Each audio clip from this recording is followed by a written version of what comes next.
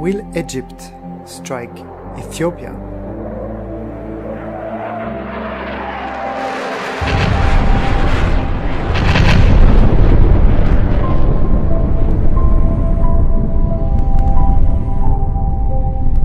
According to the Egypt Independent, at the end of June, a Facebook page called Ana Asef Ya Rais, which means in English, I am sorry Mr. President, claimed to disclose an audio recording of high political value.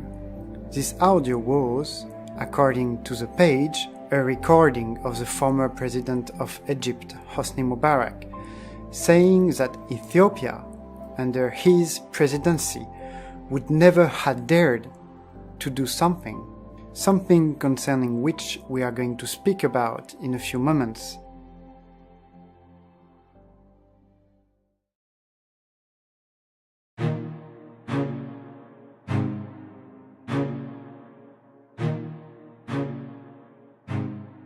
According to this recording, he would have used his Tupolev's 160 to strike.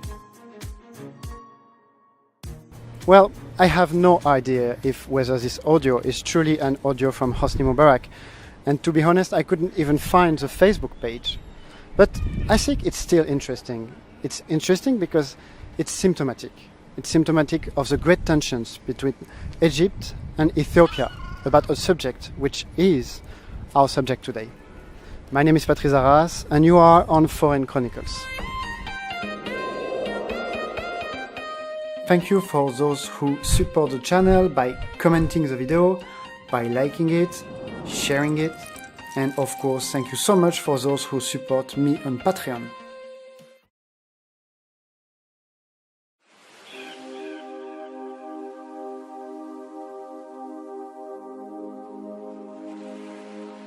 Before talking about our core subject today, we need to review a few things about the Nile. This is where starts the Nile, the White Nile, in the Lake Victoria, between Tanzania and Uganda. It then goes all the way through Uganda, South Sudan and Sudan to Khartoum. And this is also where starts the Nile, the Blue Nile, in the Lake Tana in Ethiopia.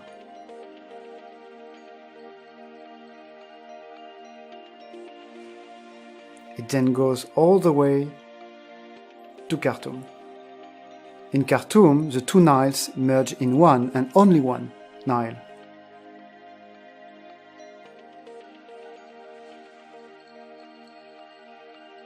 Which then crosses Aswan,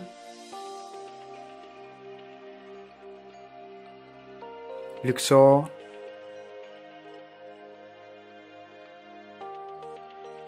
Cairo, to flow in the Mediterranean Sea. The Nile is generally regarded as the longest river in the world, and its drainage basin covers 11 countries. In particular, the Nile is the primary and nearly only water source of Egypt and Sudan. So, in this part of the world, the Nile is such a big thing. Our subject, which we are going to be aware of very soon, impacts 3 countries: Ethiopia, Sudan, and Egypt. Let's start by taking the point of view of Ethiopia.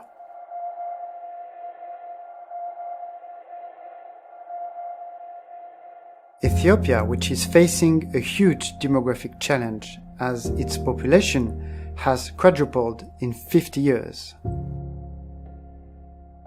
Its Human Development Index is one of the worst of the planet, as Ethiopia ranked 174th on 186 countries in 2014. So very low in terms of human development. As the rest of Eastern Africa, the country is regularly facing huge drought, leaving millions of people without food. We can indeed recall the Great Famine of 1984, which led hundreds of thousands of people starving to death. It also happened more recently, in 2011. And we don't hear about it, but it is actually also happening today. This camp provides food and water for hundreds of people forced to flee from their homes. It's in the Warda region of southeastern Ethiopia, one of the hardest hit areas. After successive failed rains because of the El Niño phenomenon, there is a huge food crisis in East Africa. So it was happening in the past and nothing has really changed. It is happening today. In Ethiopia, 8 million people were in receipt of humanitarian assistance the first quarter of this year, according to the Irish Times. So, as the rest of East Africa, Ethiopia has to find solutions to those droughts, but also to this demographic boom I was talking about. More generally, Ethiopia has to find solutions to its poor economic development.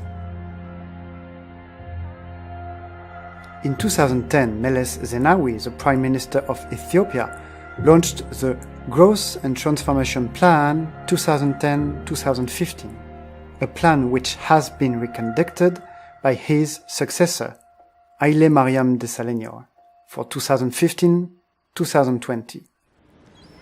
And this is where we get in the heart of our subject. This is where tensions with Egypt start. Let me explain why.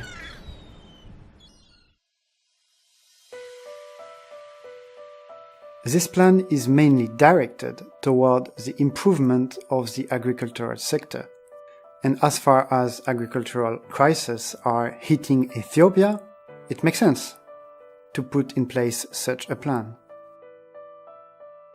The Ethiopian government evaluated that to reach this goal it had to work on multiple challenges, including the expansion of the amount of land under irrigation, the massive development of its power generation, if possible thanks to renewable energies, and the attraction of foreign investments. Hydro will decrease and the wind source will increase. Especially at the dry season, the wind is very strong. And why not through large-scale or even ultra-large-scale projects? So, since the Nile is one of the most precious resources of Ethiopia, why not use it? Why not build dams on it? Why not build a gigantic one, which would bring foreign investments, develop the economy, infrastructures, which would provide so much electrical power that the country could even start to become an energy exporter? It could be part of the solution. This is at least what strongly believes the Ethiopian government, which, despite the fact of being unable to attract foreign investments, financed it anyway with whatever funds it could find, even by asking Ethiopians to subscribe to bonds for this project, to lend money to the state. The government is supposedly asking people. According to some sources, it would be more coercing, like forcing them to pay money. But whether it's true or not, the fact is that at the end, Ethiopia is doing a tremendous financial effort. The government of Ethiopia is very determined, and this is a problem for Sudan and Egypt. This is what the supposed or real Mubarak Facebook post was about. It was about this big dam that Mubarak was supposedly ready to strike with some Tupolevs. I am talking about the Grand Ethiopian Renaissance Dam, a huge project. In the following of the video, I'm going to use the acronym GERD to talk about it. But why was Mubarak ready to strike? What impact has a barrage, and especially this one, on downstream countries? Why would Egypt and Sudan be so upset?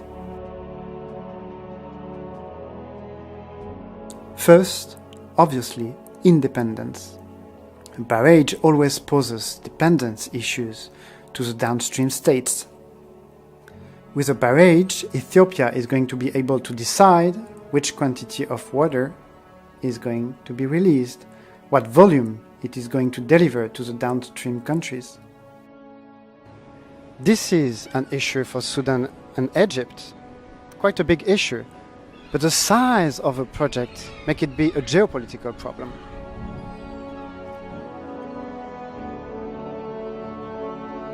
When the project is going to be completed, the Gerd is going to be the largest hydroelectric power plant in Africa. The storage reservoir necessary for the dam to work at full capacity is of 74 billion cube meters. It is more than all the water that drains the Nile in 1 year. Imagine that the entire Blue Nile flows would be dedicated to the dam's reserves. 1 year won't be enough to fill it. We took the point of view of Ethiopia, and we saw that building up those barrages, and especially the Gerd, was a national project of huge importance. A project built up in order to reduce the risk of famines, to improve the agricultural sector, to make the country export energy, develop its economy, etc. But let's take the point of view of Egypt and Sudan now. Egypt first. To become dependent on Ethiopians' wishes to release some water each season? How can you ask such a thing to Egypt without expecting resistance?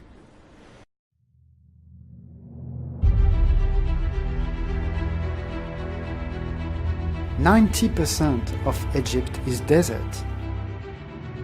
The Nile represents 96% of its fresh water supplies.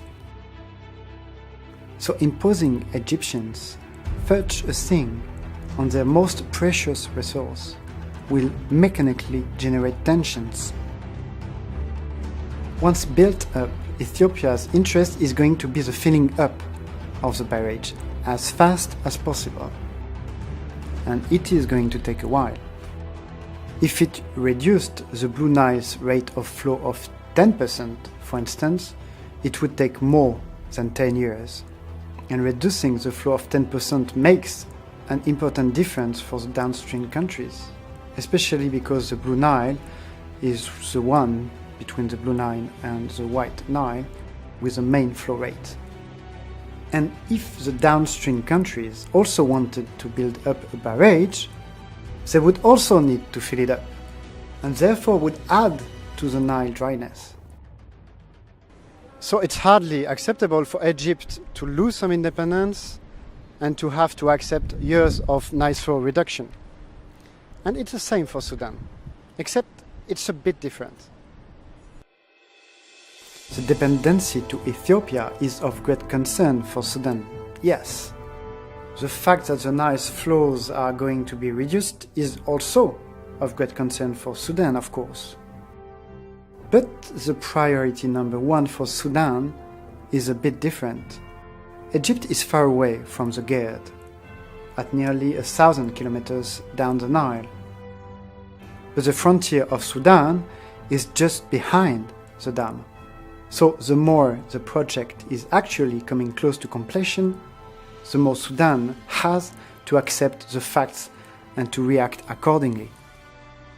And what would be your concern if you lived just behind a dam containing all the water that flows the Nile in 1 year?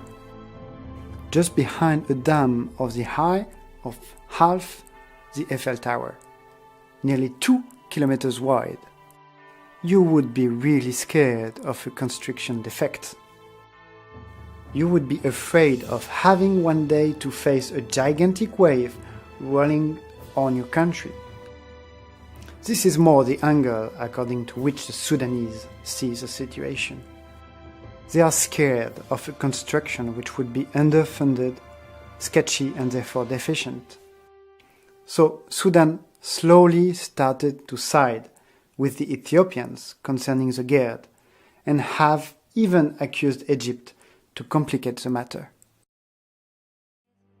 In 2014, according to Somaliland Press, one of Sudan's top officials, Hussein Ahmed, accused Egypt of threatening Sudan's safety by blocking international laws for Ethiopia's hydro dam. He was saying that Egypt was actually threatening Sudan through its behavior with Ethiopia. He also added that Sudan would hold Egypt fully responsible if structural failure of the dam would result in Sudan's flooding. And this was 3 years ago. Currently, since the issue raises confrontation, each country defends its legitimacy thanks to legal documents. Documents about broader questions relating the sharing of the Nile waters. Those documents give rights to the countries in order for them to extract water from the Nile. Historically, what the countries were mainly thinking about when they signed up those documents was irrigation issues. But nowadays, the need for the building up of canals, dams, not only for irrigation but also for energy, makes the issue much more sensitive. In 1902, the Emperor of Ethiopia, Menelik, signed a document with Egypt, engaging his country not to construct any work across the Blue Nile. So according to this document, Ethiopia doesn't have the right to build up the Gerd or any other dam. This is at least the point of view of Egypt, and this is why the Egypt State Information Service mentions this agreement of the year 1902 on its website. For Ethiopia, however, this agreement was signed up with Great Britain, not with Egypt. Because at the time, Egypt was a British protectorate.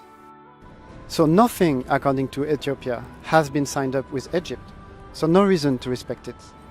Ethiopia, which, by the way, is one of the rare countries in the world which has never been colonized. So this was the issue concerning the document of the year 1902. In 1922, Egypt becomes approximately independent, and two agreements on which Egypt relies today are going to be signed up between Egypt and Sudan. In 1929, so a couple of years after the independence of Egypt, and in 1959, so a couple of years after the independence of Sudan, this time. So no problem this time concerning who signed those documents.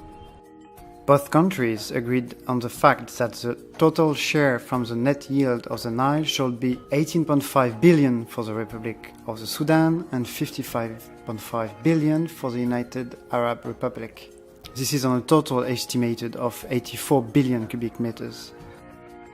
So Sudan and Egypt agreed on the sharing of 88% of the Nile's water. So what about all the other countries from the Nile Basin? They are going to share 10, 12% altogether?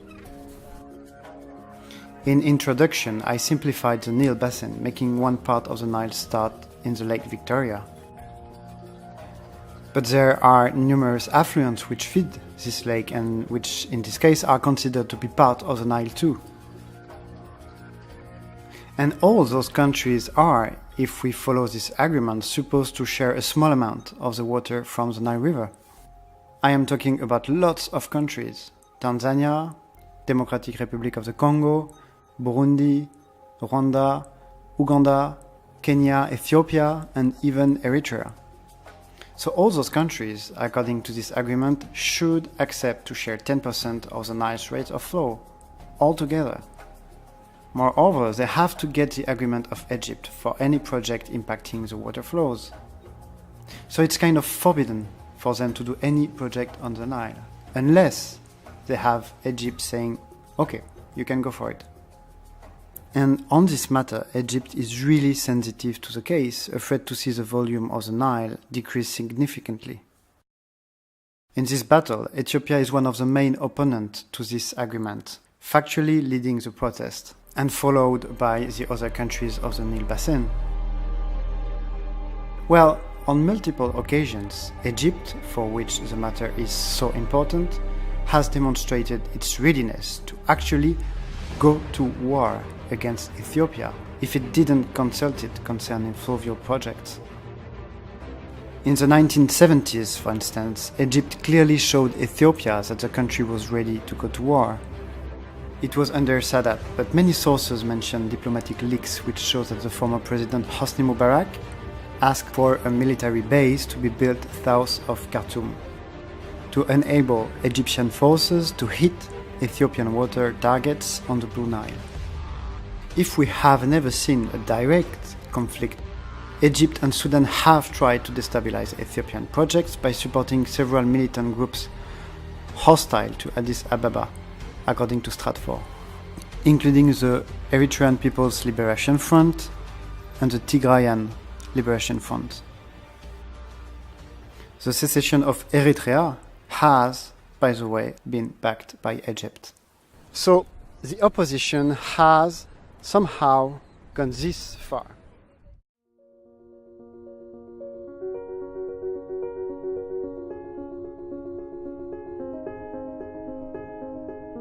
In 1999, all the countries of the Nile Basin created a forum called the Nile Basin Initiative in order to try to resolve the disputes over Nile waters. But in 2010, 5 upstream countries, Ethiopia, Kenya, Uganda, Rwanda and Tanzania, used the organization to sign up an agreement to redistribute more equitably from their point of view, the 90% of the Nile's water, from the agreement we've been talking about, like the agreement of 1959. This agreement also invalidated the requirement of having to ask Egypt for any project on the Nile. Burundi followed in the signature of this agreement, which drove the number of countries signing it to 6. And we have some clues about the tensions that it rose in Egypt as, according to an internal document of the intelligence firm Stratfor, released by Anonymous in 2012, a dispatch from the 1st of June 2010 cited a high-level Egyptian security source in regular direct contact with Mubarak and the intelligence head Omar Suleiman, who said, "The only country that is not cooperating is Ethiopia. We are continuing to talk to them using the diplomatic approach. But yes, we are discussing military cooperation with Sudan. If it comes to a crisis, we will send a jet to bomb the dam and come back in one day." As simple as that. Or we can send our special forces to sabotage the dam. Look back to an operation Egypt did in the mid-late 70s. I think it was in 1976, when Ethiopia was trying to build up a large dam. We blew up the equipment while it was traveling by sea to Ethiopia. Since, in this arm wrestling with Egypt, Ethiopia has been quite hard to disturb. The country took the opportunity of the 2011 revolution in Egypt to make some announcement concerning the Gerd.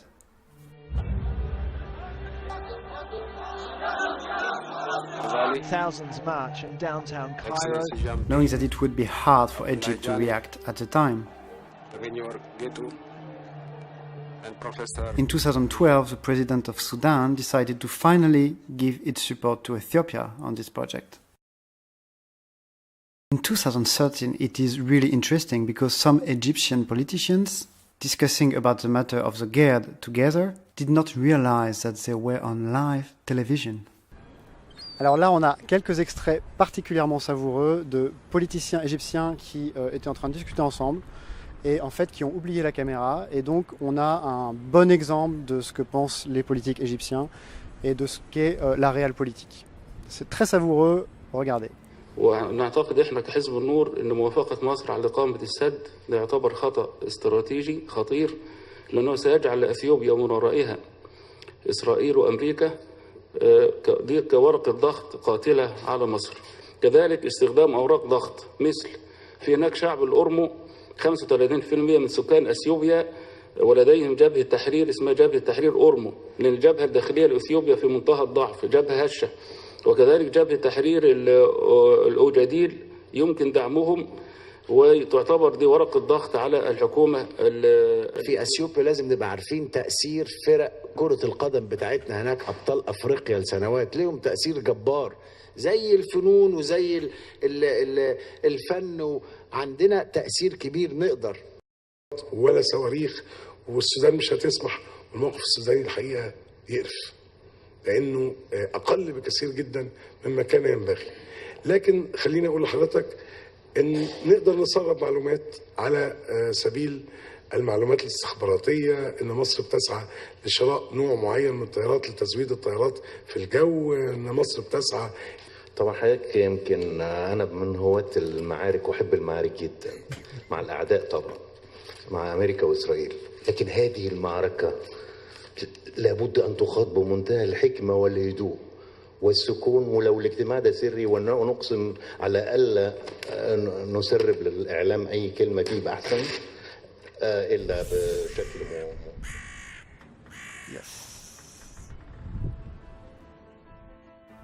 The years following, with more or less success, discussions have been held between Egypt, Ethiopia and Sudan. Sudan accusing Egypt to threaten its safety by blocking Ethiopia. It was in 2014, as we have seen. The Sudanese President Omar al-Bashir seems to fully back the project now.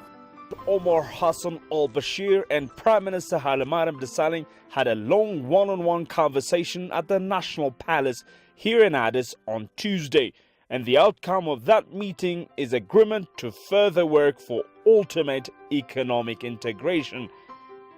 In August 2017, he tried to reassure Egypt that it would get its full share in the Nile water according to the deal of 1959. So nothing to fear. According to Salini Impregilo, the Italian company building up the dam, the project was expected to be achieved around July 2017.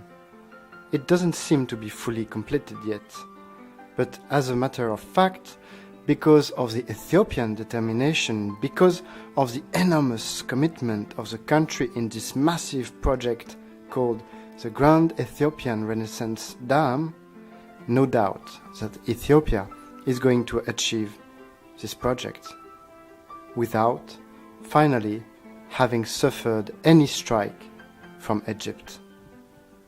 Just a little word, because I think you deserve it, since you've been through all the video till now, and you've been waiting maybe 3 months or 4 months for this video. I know I'm very, very slow sometimes, somehow, but you have to know that each time I make a video, I try my best to do the best video I can. So I can be slow and everything, but I will always try to give you the best possible. If you want to follow what's happening, because you have been like 4 months without any information probably, I have a Facebook account, I have a Twitter account, but I prefer to use Instagram. I put more things on Instagram. I have other projects, and I can post pictures of those projects on Instagram. Like, it's more on Instagram about me, it's not about only Foreign Chronicles. But I also travel a lot, so I put pictures, and I put the city where I am at the moment. So I would love to get some of you, like, I don't know, last time I was in Kiev, maybe who are in Kiev, and we can take a drink together. It would be very nice. So I would love to have this kind of evening with you, to take a drink and something with my subscribers. Thank you so much for those who support me on Patreon. For the others, you can visit the page. I have to update it, but you can visit the page. I wanted to show you this guy, like, he's doing a channel which is absolutely fantastic. For those of you who speak Arabic, I'm going to put a little extract so that you see what it is. Thank you for watching Foreign Chronicles, et à bientôt!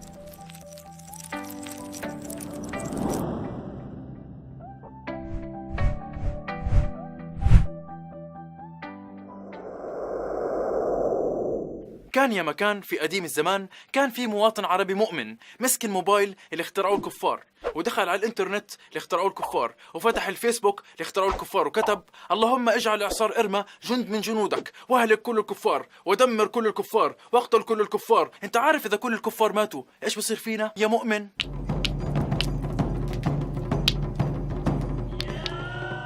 يا رب رجع الكفار يا رب. حلقة جديدة.